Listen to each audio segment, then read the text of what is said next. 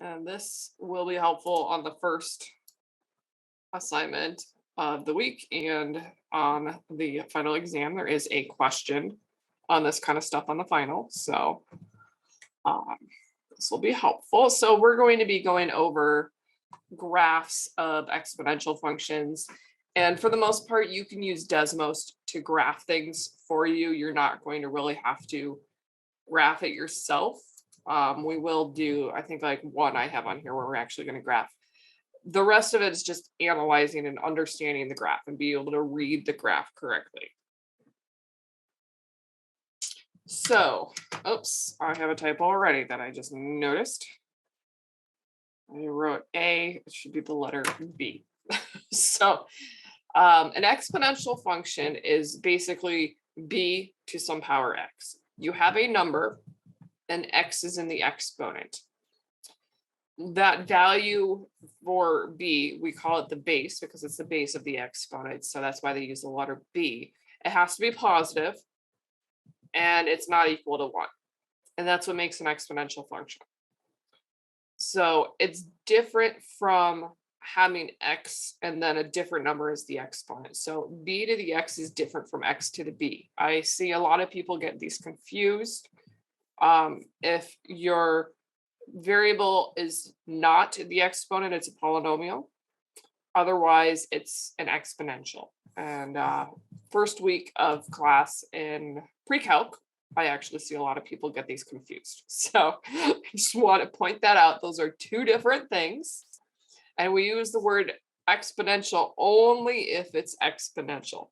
You can't say that something grows exponentially if it's not an exponential function, because then what you're saying is false.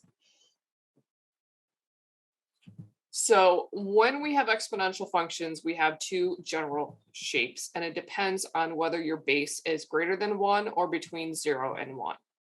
So if your base is greater than 1, you are growing. And so your graph just gets steeper and steeper and steeper as x gets larger. If your base is between 0 and 1, we call that decay. It's actually getting smaller as x increases. And so these are essentially mirror images of each other. One is getting big, one is getting small. It's, it's a reflection. Things that are exponential, a lot of the compound interest that you earn on a bank account, that's exponential growth. That's why they say you want to have things into some sort of bank account where you can earn interest on top of interest. It grows more and more and more each time. So that is a benefit. Things that are exponential decay tend to be like half-life of drugs. The amount of drug in a system doesn't just decrease by the same amount each time. It actually decreases exponentially. So it decreases by less and less. It's not just like you're always losing this much milligrams an hour or something like that. So that's an example of exponential decay. So we are just going to analyze this graph. Now, we have everything that we need to know to analyze this graph. We have learned about asymptotes. We have learned about domain and range, about intercepts, increasing, decreasing. We've learned all of these things already. The only thing that's new is the shape of the graph. So I have here a graph of 9 to the x. So 9 is the base, and then our x is in the exponent. And this is growth because 9 is larger than 1. So we're going to answer these things. So we've got as x goes to infinity, f of x goes to blank. So this is some notation that we saw when we were learning about increasing, decreasing, horizontal asymptotes, vertical asymptotes. We've seen this notation. What this is saying is that as x gets larger, what is happening to our y values? Where is y going? So as we move to the right on the graph here, our y, our actual part of the graph, the shape that we're looking at is going up. And so it's going up towards infinity. So our function f of x is going towards infinity as we move from left to right of the graph, because it's going up.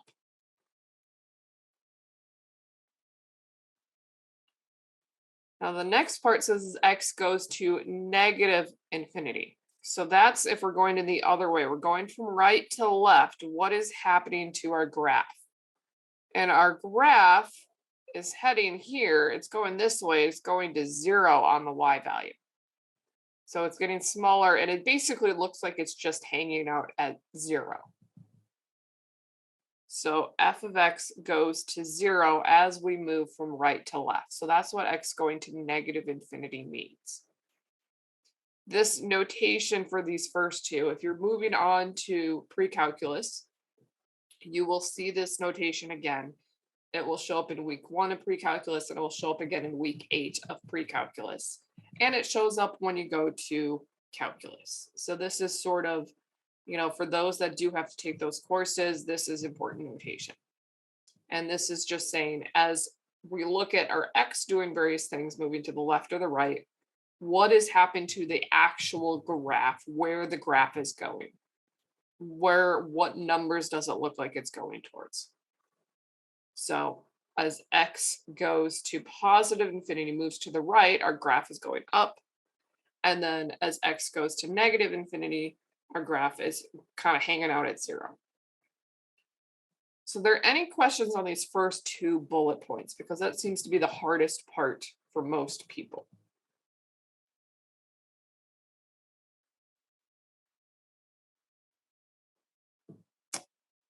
Yes, so y is crossing at 1, or the graph is crossing at 1. That is, so right here, that is our y-intercept. So we can even go right here. So we've got an intercept at 0, 1, and that is a y-intercept. But we do not have an x-intercept in this case. So even though it looks like it's basically on the x-axis, it's just really, really close to it. So there are no x-intercepts. So we only have a y-intercept here. And the fact that we have no x-intercept is actually telling us we have a horizontal asymptote at y equals 0, because we're not actually hitting crossing the x. So that actually brings us to the next one right here. We have a horizontal asymptote at y equals 0. And you can see that we learned about asymptotes with our rational functions, that it's basically hanging out at 0 for about half the graph that you can see. It's just kind of hanging out there. That is the horizontal asymptote.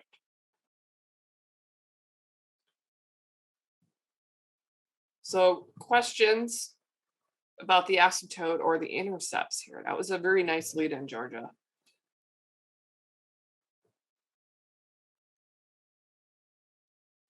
Okay. So the next bullet points that we have here that are blank are domain and range. So domain is always your x values. So I'm going to just, oops, I meant to erase and I went to the next slide. So in this, we are assuming that this arrow is kind of going on forever. And here there's an arrow that it's going on forever. So when we're looking at the domain, the x values, I have my graph exists up to about, that's where we see the graph exists. That's the part that I actually have a physical graph. But the arrow, we're assuming that it goes on forever because there's not a circle at the end. If there's a circle, like an open circle or closed circle, it's telling us that it's stopping. But we don't see that, so we're assuming it keeps going. So that would mean we're assuming that even though we can't actually see this graph as x gets to like 5, we're assuming that it's there, it's still there. So we end up having the entire x-axis highlighted. And so this tells us that our domain is all real numbers, or basically negative infinity to positive infinity.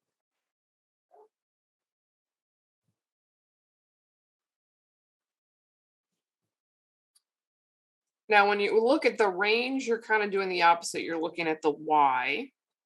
And so I've got y in this section of the graph. I don't have anything underneath the x-axis. I have nothing in the negatives. The y is only in the positive part here. So our range is basically 0 to infinity. And we say infinity because that arrow, it's going towards infinity. It's going up, so the y values are going higher and higher. Now, because we have a horizontal asymptote at 0, we do not include 0. And so it's going to be parentheses because we have a horizontal asymptote. It's not actually going to become 0 there.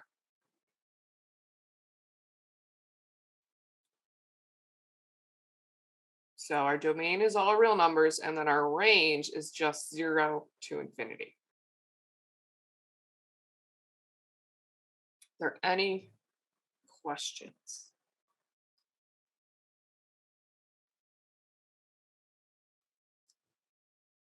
Okay, so the last two we have here are intervals over which the function is increasing or decreasing. So increasing means that it's going up as you move from left to right. So this entire graph is going up from left to right, the whole thing. It's never going down. So our increases, or our intervals for which we're increasing, is the same as our domain, from negative infinity to positive infinity, because it's never decreasing.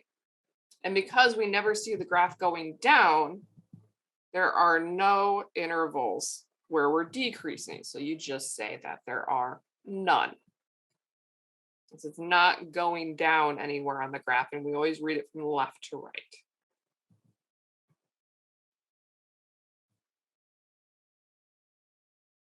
Okay.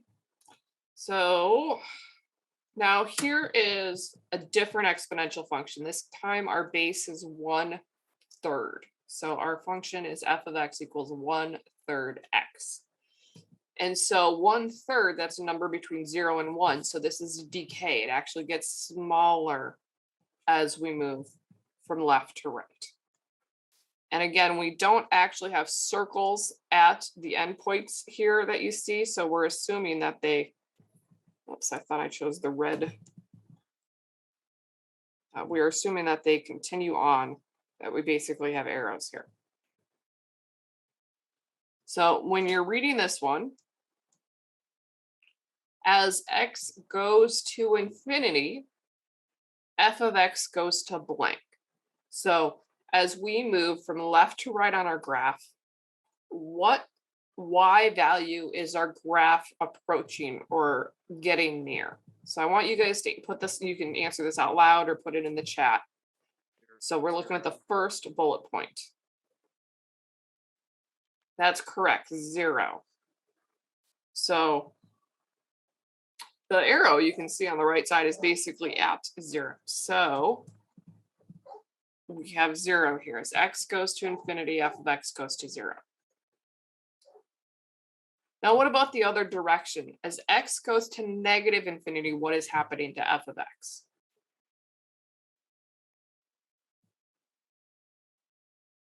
It's going to infinity. That's correct. It's going towards infinity because it's going up as we go from right to left. The other direction, our graph is going up.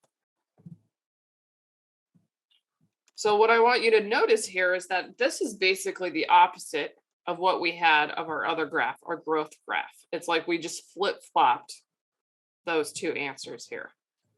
And you're going to see a similarity for all of these here. So we have a horizontal asymptote, and that's going to be at y equals 0 again, because that's where our graph is approaching. It's kind of, flattening out at y equals 0.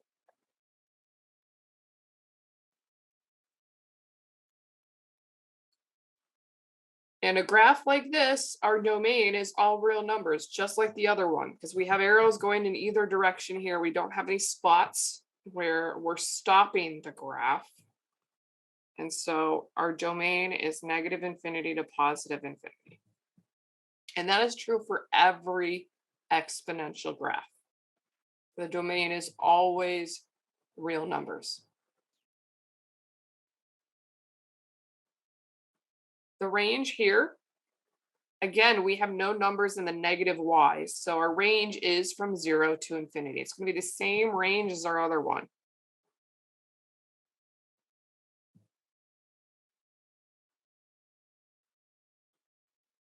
For intercepts, because we have a horizontal asymptote, there's no x-intercept. There's only a y-intercept, and it's that same y-intercept that we had for the other graph.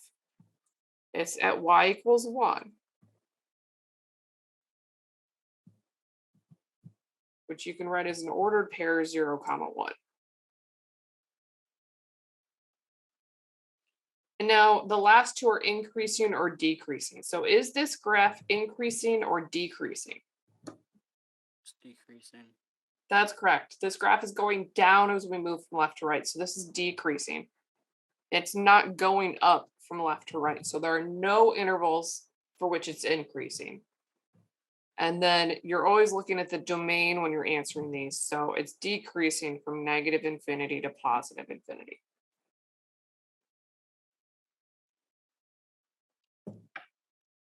Are there any questions?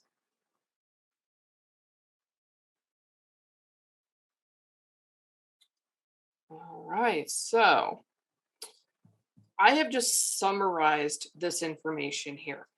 For exponential growth and exponential decay, this is generally the information. Now I'm going to put little stars by I'm going to actually turn these range into stars and then the horizontal asymptote into stars, because these two can change depending on transformations that occur, whether something is moved up or down.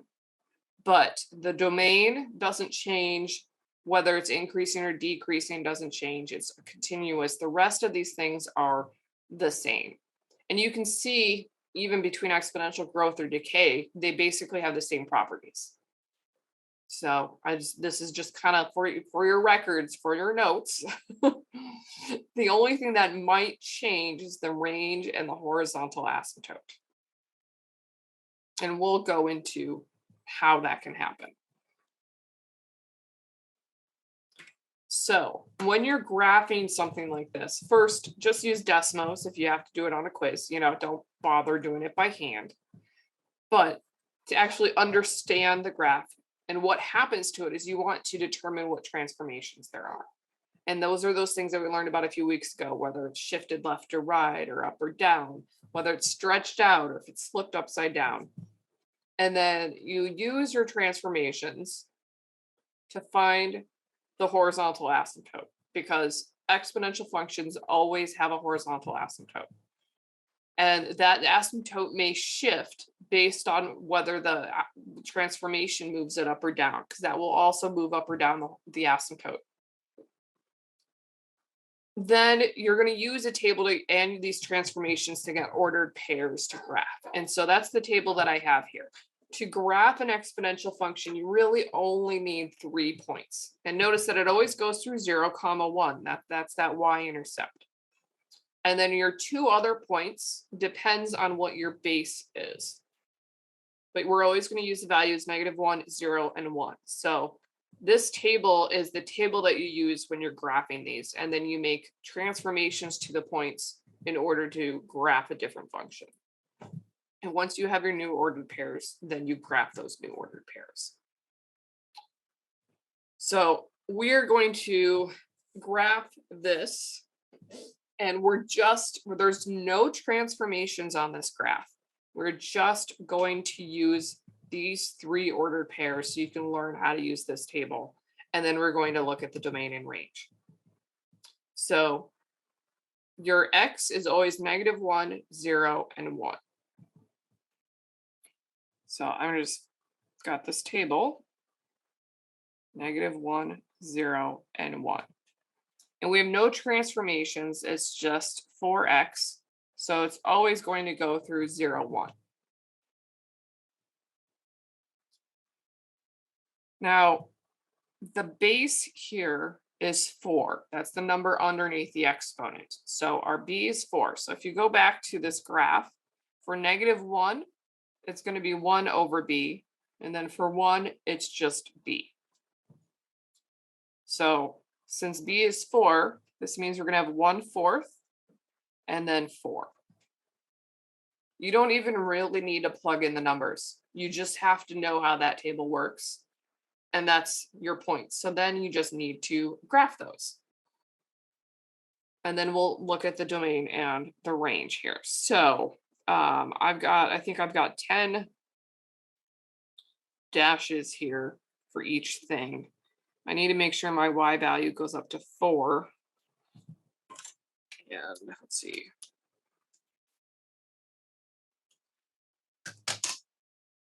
I'm going to count by 3s, I think. I'm trying to figure out what the best way to count here.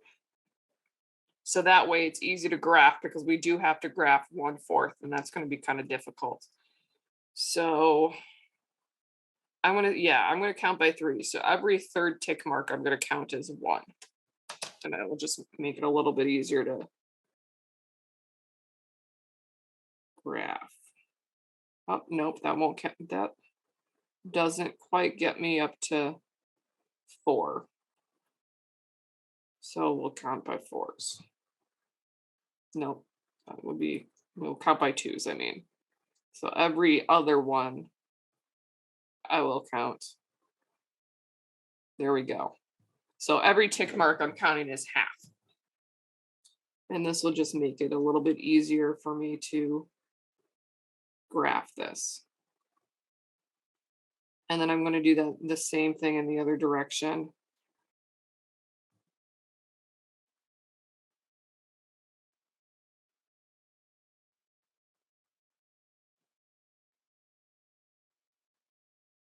Now, of course, if you were graphing, you would just use Desmos, pop this into Desmos, and then you don't have to worry about graphing by hand.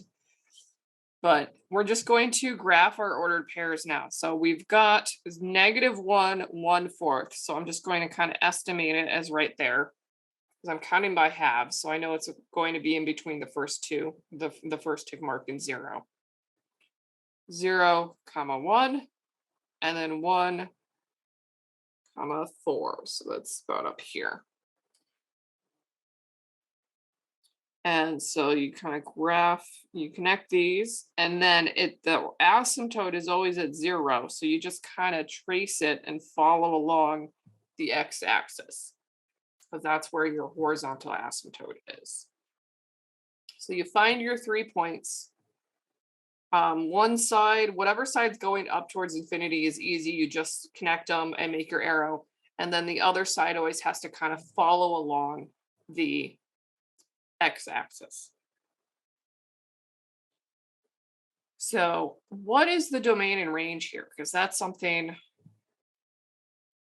that you guys can read off of the graph. So first off, what is your domain that we have here?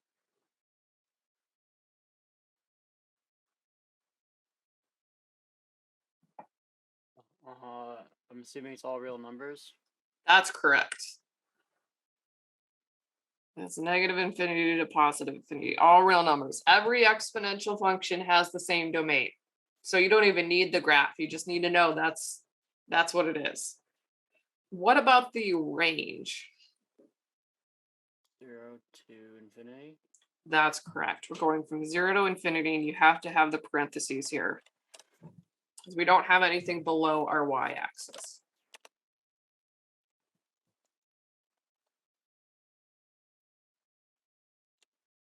Are there any questions?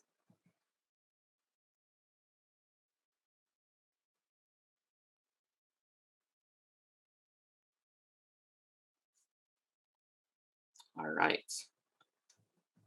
Now we're going to graph this one. This has a base of 5/4. So if it makes it easier for graphing purposes, and it usually does for me, that's 1.25. So like working with fractions is fine, but when I'm graphing, I prefer to use decimals.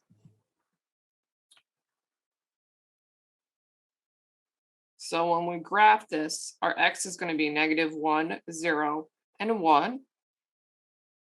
And because we don't have any transformations, we're just going to go through 0, 1. And then for -1, it's 1 over that number. So we are looking at 1 over 5/4 or 1 over 1.25. And that is actually the reciprocal 4/5. So that is actually equal to 0.8. So if you're trying to graph that, that's that's going to give us 0.8. And then for 1, it's just whatever your base is. So that's going to be 5/4 or 1.25. So we have 3 ordered pairs, and because got decimals here, our highest value is 1.25. I would just say let's do 4 tick marks to get up to 1. That will give us a good way to kind of estimate here. And that way each tick mark is equal to 1/4.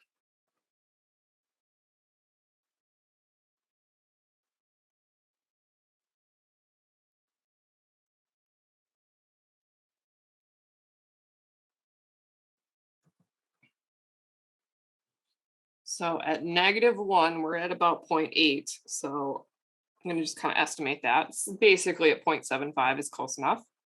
And we've got 0, 1, and then at 1.25.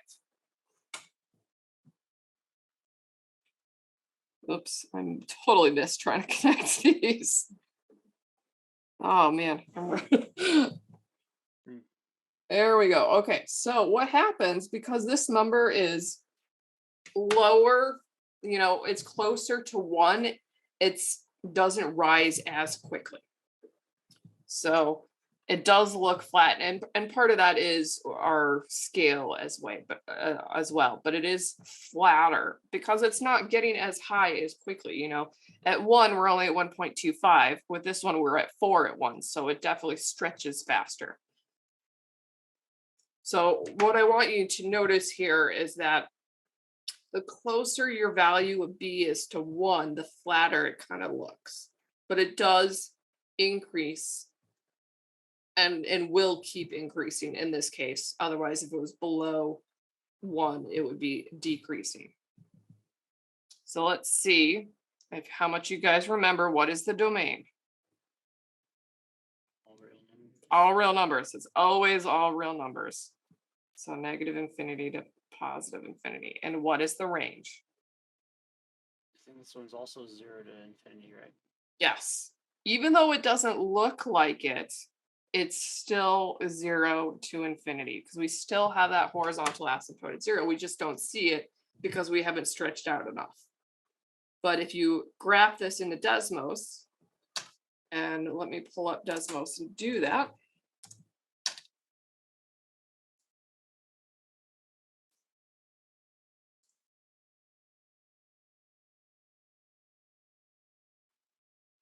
Eventually. Whoops.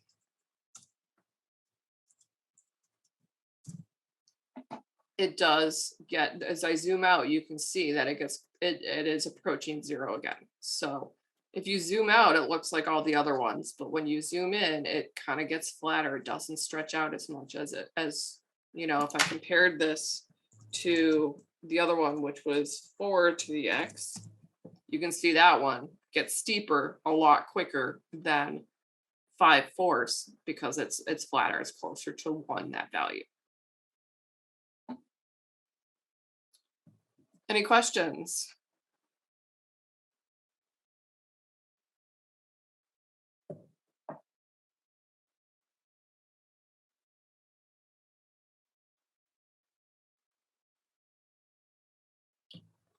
All right, so let's talk about transformations because you need to understand how transformations affect the range and how they affect the horizontal asymptote. They do not affect the domain at all. So that means they don't affect the increasing or decreasing at all. The only time they would affect that is if they somehow change it from increasing to decreasing. So if it's a reflection, it could change that. But for the most part, it's only changing your horizontal asymptote and your range. So we've got various transformations going on here. We've used H and K when we were talking about transformations before as sort of moving left or right or moving up and down, and we have a number in front of the B. So this X minus H thing. So that's in the exponent, but it's whatever is happening to the X. And remember, when things happen to the X, it does the opposite. So if this says minus, we're going to move to the right. We're going to add. If it's a plus there, we're going to move to the left. We're going to subtract. So this shifts left or right.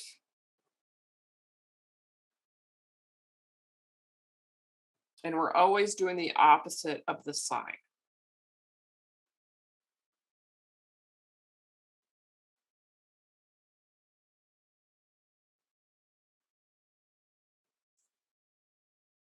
The plus K part, what you're adding to a function always moves it up or down. And that you don't need to change the sign or anything.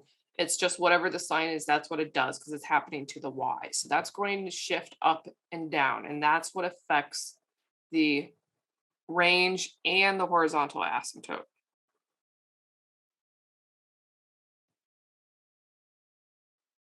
So your horizontal asymptote is going to be whatever that value is, Y equals K. So everything we've had is not had a number added on, so it's been at 0. But if it does have a number added on or subtracted, that's your horizontal asymptote. And then that also affects your range. It's going to be at whatever that number is to infinity. So if you do have things added or subtracted, that will affect your horizontal asymptote and your range. Now, the last thing that we have going on here is this A. So that A is a stretch or a shrink. It's multiplying your Y value by whatever that number is.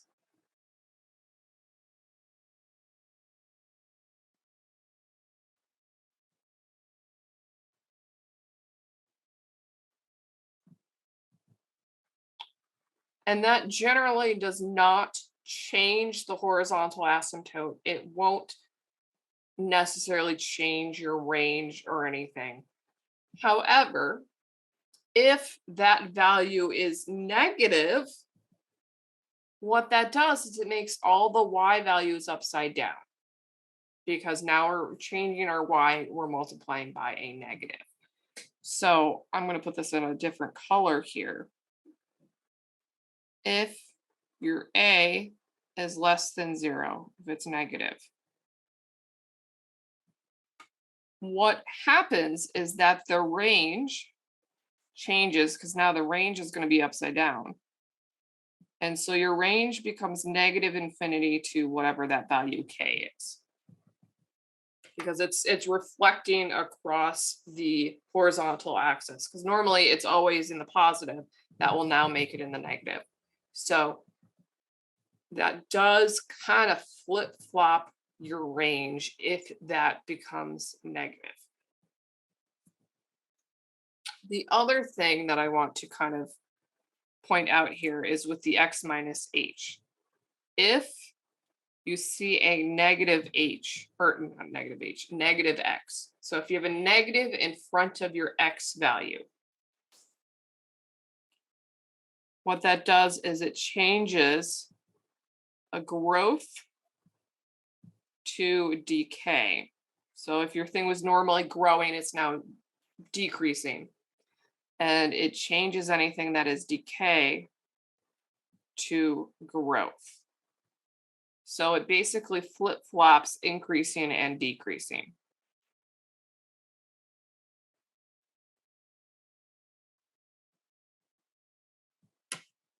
So that negative in front of the x is basically doing a mirror image across the y-axis. And that's why I pointed out the mirror image right here, is that that negative in front of the x would take something on the left and turn it to the right, and vice versa. And that's because the negative exponent, we know that what we learned about exponents, the negative exponent takes the reciprocal.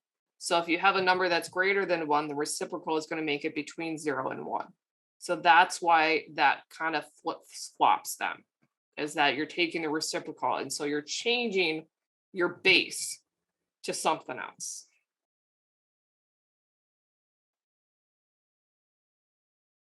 Are there any questions on these explanations and kind of what these things do to the graph?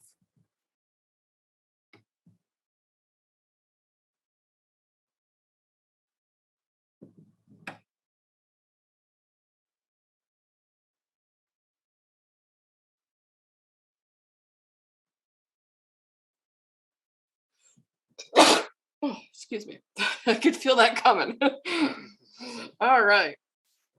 So we're not going to graph these transformations. You can do that on a graphing calculator. You can just put this graph into your graphing calculator into Desmos and you can see what happens.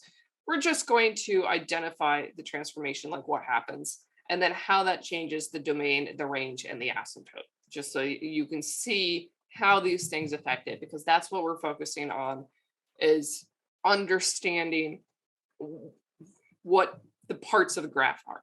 That's really what we're looking at here. So first one on the left, I've got h of x equals 4 to the x minus 3. We don't care what the number is under the x. We don't care about the base because we're not actually graphing it. We just want to know what transformations are happening. So this minus 3, that is happening to y. That is subtracting 3 from the y value. So we're shifting down 3.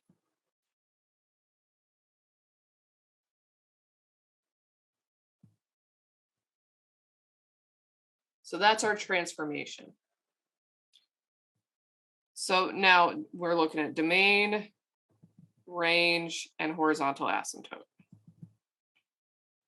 The domain never changes. It's always all real numbers. It's always negative infinity to positive infinity. So if you have to answer this on a homework or a quiz, you better get that domain right, because it's always all real numbers for an exponential.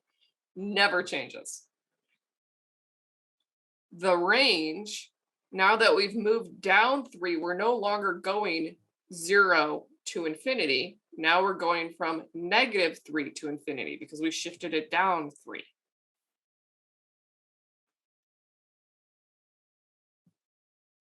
I wrote 0, but it's -3.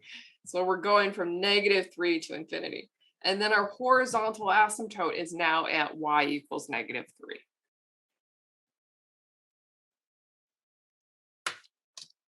So I'm going to pull up Desmos so just you can see that.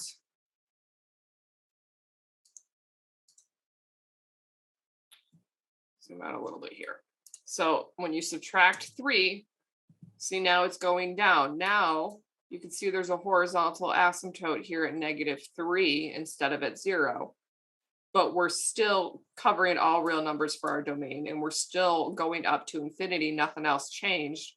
The only thing is that our horizontal asymptote is lower, and so our range starts lower.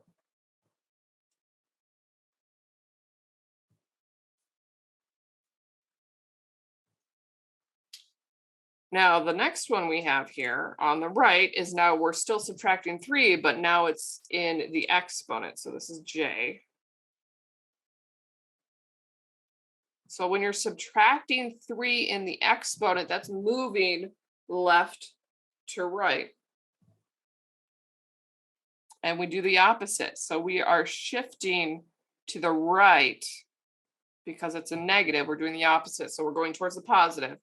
We're shifting right by 3. Your domain doesn't change. your range does not change when you're shifting left or right. The range is still 0 to infinity. And this does not change your horizontal asymptote. So that's still at 0. So you've got these basic properties of exponential functions, your range 0 to infinity, the horizontal asymptote. And if you're moving it left to right, those things don't change. They stay exactly the same. The only time they change is if you're moving up and down.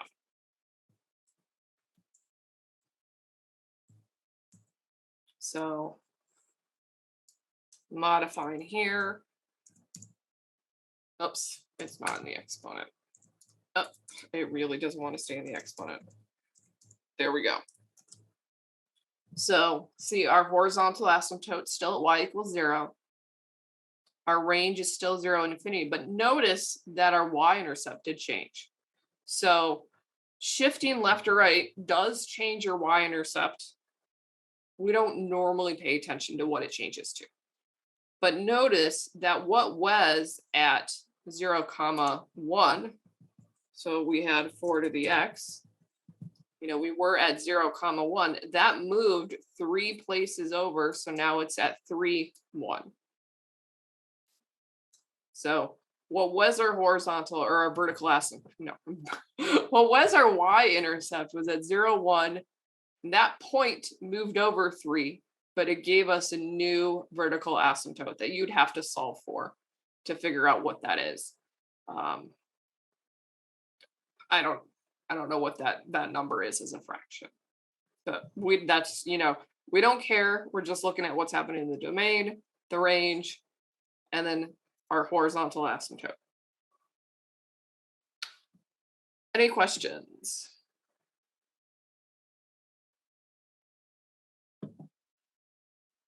Yes, if it's a +3, then it would be on the negative side. So if I change that to a plus, you can see that it moves now, it's on the other side. So now what was 0, 1 has moved 3. Now it's at -3, 1. But the rest of the stuff doesn't change. This is why I say that exponential functions are probably easier than all the other stuff we've done this term, because there's so many things that just stay the same and don't really change. I really think that exponential and logarithmic is like this too. They're just a lot easier. There's fewer things they have to worry about because they just don't change.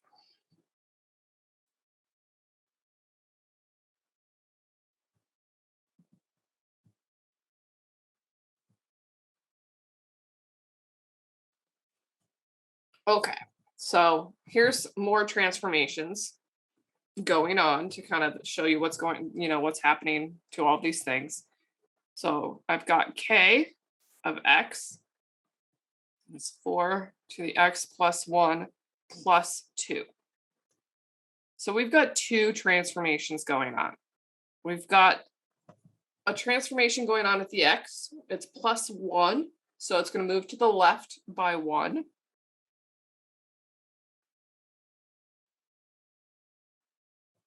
And then we've got this plus 2, which is moving us up by 2.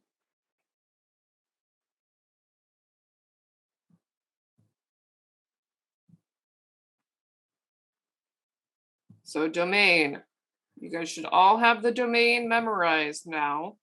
What is the domain?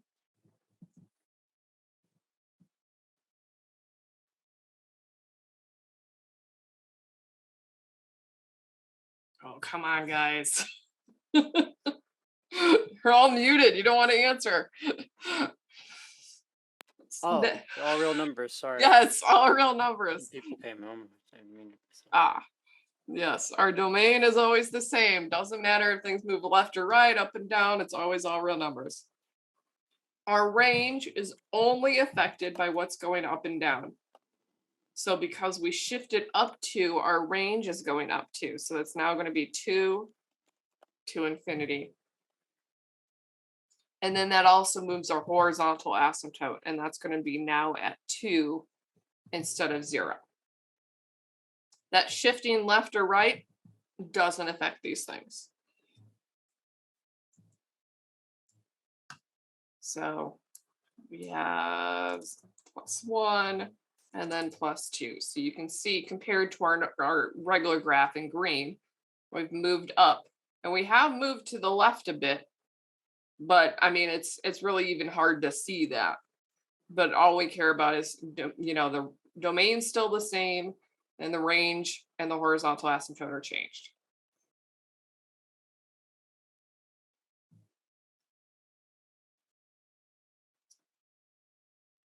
So next we have m of x equals -4 to the x. So we have a negative in front of our exponent part. This is not -4 in parentheses to the x. This is 4 to the x and then a negative. And that negative flips it. It makes it upside down. It is a reflection. So we are reflecting across the x-axis. What was up is now down. What was down is now up. This does not change the domain. It's still all real numbers. What does change is the range, because now we're going from -infinity and we're going to go to 0 because we haven't shifted up or down. We're just turning it upside down. Our horizontal asymptote stays at 0 because if you change the sign of 0, it's still 0. So it's just flipping what we have upside down.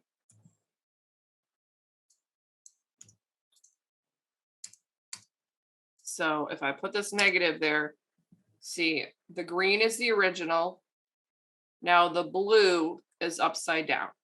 And so you can see that we're going to -infinity and then we go up to 0.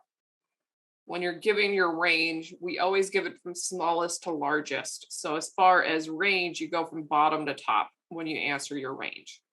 So that's why we're going to -infinity to 0 instead of 0 to -infinity.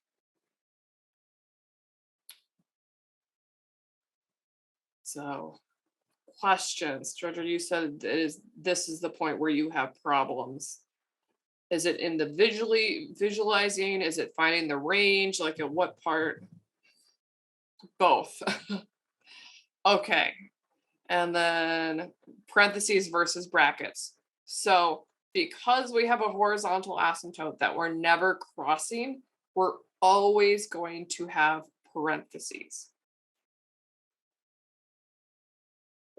So our range always has parentheses here. We always have parentheses when we have infinity involved. And for exponentials, it's always parentheses wherever the number is because of the asymptote. We don't have any union symbol for exponential, so you don't have to worry about any of that. It's always just going to be parentheses for your domain and range when it comes to exponentials. So again, that's another reason why exponential functions are easier, because you don't have to worry about unions. You don't have to worry about brackets. It's, there's a lot of stuff that you don't need to worry about, and that's what makes it easier. So all of the examples I've done so far are just with fractions and whole numbers. There is a special type of exponential that uses Euler's number. So Euler's number did come up in our discussion about constants. Some people researched it, and it is a special number like pi. It goes on forever. So I just have some approximation here. I honestly only have memorized 2.718. That's as far as I have memorized. I don't know the rest of it. I don't bother trying to learn the rest of it. I just, have that part memorized. It is on your calculator. There's a button for it. My calculator, I have to hit second to get to it, and it's shown with an exponent. But if you make the exponent 1, it will give you the number. And so this is just a special number that shows up a lot in real life, which is why it's got a special symbol versus these other symbols. And so it's used a lot for exponential functions. and it's used for logarithms. We call it the natural logarithm. So this is the natural base, and it's just called natural because it does kind of show up naturally in nature. So when you're graphing things with Euler's number, I would not graph it by hand because you've got this big long decimal thing. You do not want to graph this by hand, but you can look at transformations, domain and range, equation for the asymptote with these kind of things. And I can see So that stupid calculator is good for something. Yeah, your calculator gave you way more digits. Yeah. It's really fast. It's just really dumb. Yeah, so, but as long as you have a calculator that has this button, and if you use the Desmos calculator like here, you just type E, and so Desmos knows what it is. So if you're trying to graph something like e to the x, you can just use the letter E and knows what it is. So you don't have to worry about trying to type it or anything like that. So this is just my final example using E so that you can see, it's basically the same thing. It's just a special number. And we've got a lot more transformations going on here. So we have, and I'm going to just write these in order. So usually the X transformations go first. So we have X plus 4. So that means we're subtracting 4 from X. So we're shifting, help it, shift left by 4.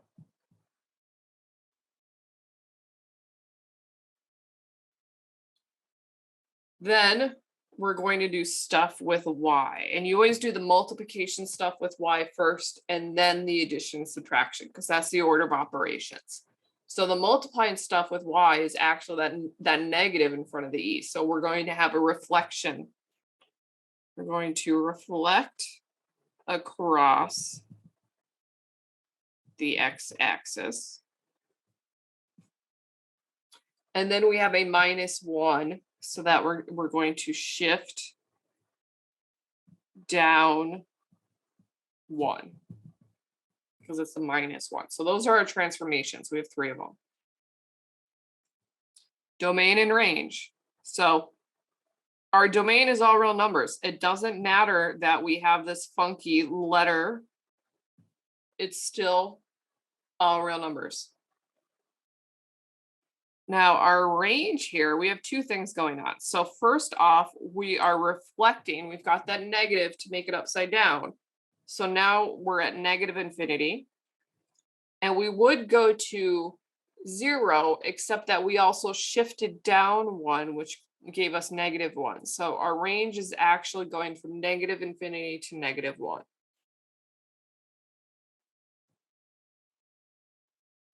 Then your horizontal asymptote is going to be y equals -1 because we shifted down 1. So I'm going to graph this function. So we've got a negative there, x plus 4. Oh, no, I'm going to put parentheses around this. And then -1. So -1 here, we've got our horizontal asymptote. And you can see our range. We're going from -infinity to -1, and then we're stopping. It was shifted to the left 4. That's why it's moved over to the left so much. And it's upside down because we have that negative reflection. So the transformations occur even if it's E versus any other number. So question, how do you do X as not a multiplier? So if you're in the Desmos calculator and we want to go to, say, the scientific calculator here. So if it's, let's see, where is it? It's under function. It has a button for e to the x. So it's automatically putting you in the exponent. So I can type in e squared and that will give me my number here. So you're already in the exponent here. And so whatever number you have in your exponent, maybe it's even 1/4, you just can type like that.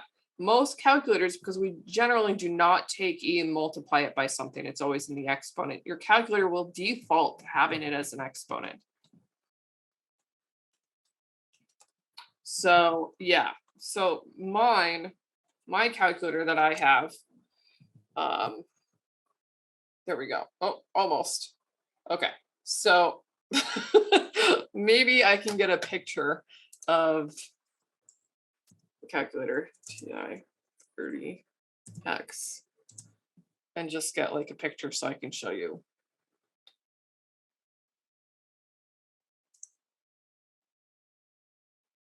Just get a giant picture. So I had the pink one, so I'll just click on the pink one here.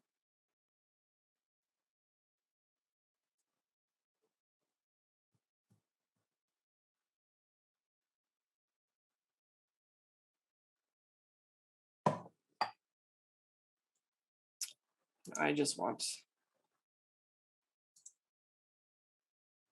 well, that's not very zoomed in. Let's see if I can force it to zoom in. Enhance. Yeah, I just zoomed in to like 200% and it didn't actually zoom. Oh, there it goes. It's just very delayed.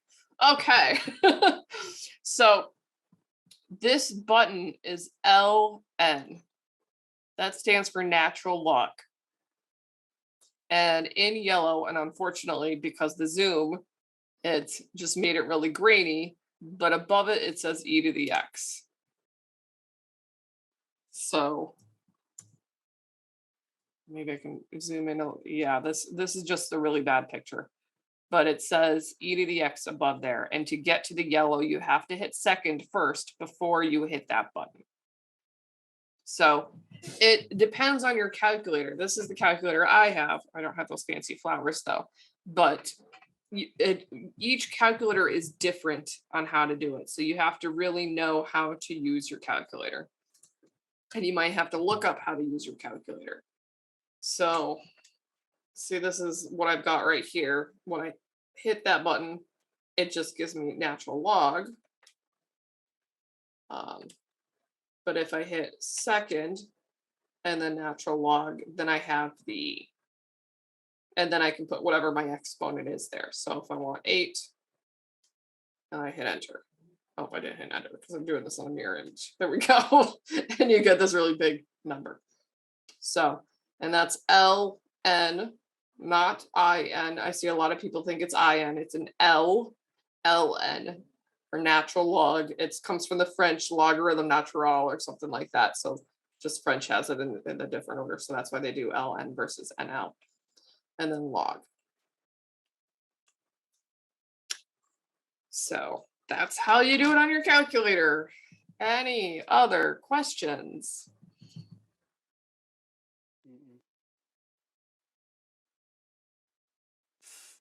Okie dokie. So I can stop the recording.